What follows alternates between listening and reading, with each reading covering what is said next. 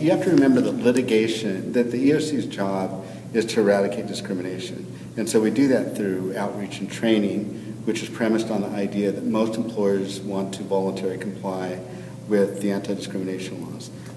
We do that through the issuance of policy documents to help employers understand their responsibilities and employees understand their rights. We do that through investigation. We do that through informal resolution of cases. And litigation becomes, I think, really the back end of the process.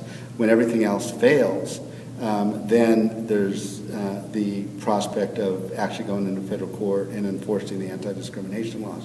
When all of the other parts of the agency are working well, I think that means that we're addressing issues of discrimination. We do not have to address as much of it through litigation. The second thing that I think is very important to understand is that there's been a real focus on what we call systemic discrimination.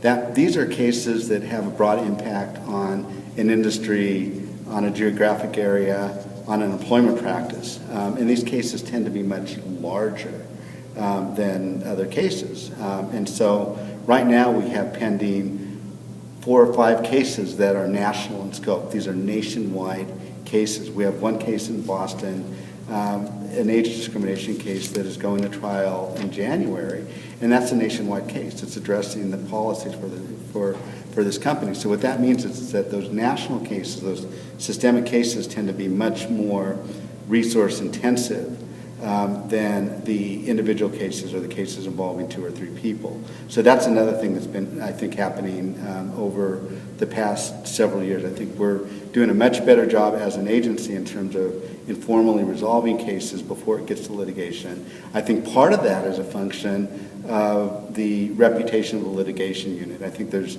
sort of, we're viewed as sort of a formidable litigation outfit, and I think that has some deterrent effect, and I think that has led employers to voluntarily comply and try to resolve these cases early with us, and I think we've been successful at that.